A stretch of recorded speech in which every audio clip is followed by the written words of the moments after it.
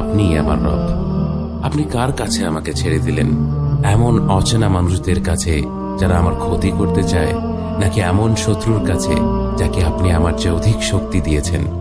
হে আল্লাহ, যদি আপনি আমার উপর রাগ না করে থাকেন তাহলে এর কিছুতে আমার কিছু আসে যায় না, কিন্তু আপনার আশ্রয় পেলে আমার পরিস্থিতি আরেকটু সহনীয় হবে।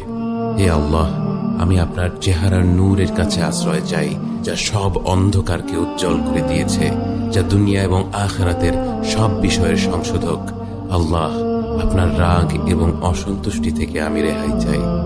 আল্লাহ, এ সব কাজই শুধু আপনাকে খুশি করার জন্য করা, এবং আপনি ছাড়া কোনো শক্তি নেই, কোনো ক্ষমতা নেই।